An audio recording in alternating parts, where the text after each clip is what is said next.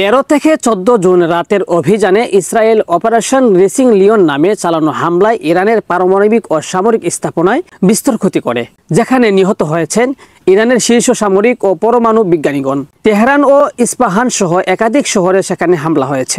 ইরানের পাল্টা হামলা।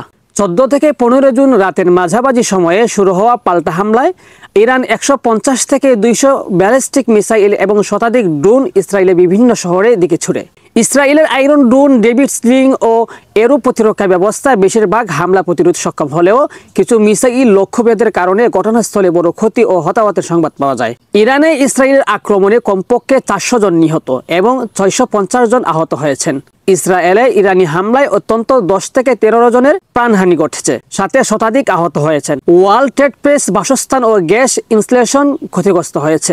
নতুন টার্গেট। তেহরানে একটি তেল ডিপোতে আগুন ধরে যায়, আর মাশহাদ বিমানবন্দরে একটি রিপোর্টিং প্লেন আঘাতপ্রাপ্ত হয়, যা ছিল ইসরায়েলের সবচেয়ে দূরে চালানো বিমান হামলার অংশ। আন্তর্জাতিক প্রতিক্রিয়া। যুক্তরাষ্ট্রের প্রাক্তন প্রেসিডেন্ট ট্রাম্প স্পষ্টভাবে বলেছেন, আমেরিকার সঙ্গে এসবের কোনো সম্পর্ক নেই, তবে তিনি শান্তি আলোচনায় যুক্ত হওয়ার ইঙ্গিত দিয়েছেন। ইউকে, ফ্রান্স, জার্মানি, যুক্তরাষ্ট্র সহ বিভিন্ন দেশের নেতারা সংঘাত স্থগিত করে কূটনৈতিক সমাধানের আহ্বান জানিয়েছেন। পরিস্থিতির সারসংক্ষেপ। হামলার সারাংশ মাইলের প্রথমে আঘাত করে ইরানের পারমাণবিক ও সামরিক লক্ষ্যে শ্রেণীতে। ইরান ব্যাপক ক্ষয়ক্ষতিতে প্রতিহিংসায় মিসাইল ও ড্রোন হামলা চালিয়ে পাল্টা আক্রমণ চালায়। নিহত ও আহত হয় প্রায় 400+। ইসরায়েল 10 থেকে 13 জন নিহত, শতাধিক আহত। এ অঞ্চল ও সামরিক অবস্থা। ইরানের তেল ডিপো, প্রতিরক্ষা মন্ত্রণালয়, মাশহাদ বিমানবন্দর, ইসরায়েলের শহর ও গ্যাস পরমাণু প্রতিষ্ঠান ক্ষতিগ্রস্ত। ডিফেন্স ব্যবহৃত ইসরায়েল তার প্রতিরক্ষা ব্যবস্থায় আয়রন ড্রোন ইত্যাদি হামলার অনেকাংশ প্রতিরোধে সক্ষম।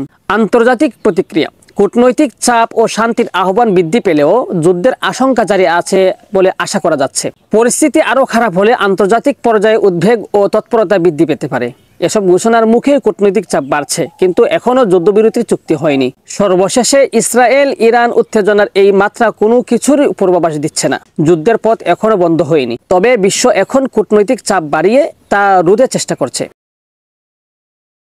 শেখ সাদি, বিডিএস নিউজ।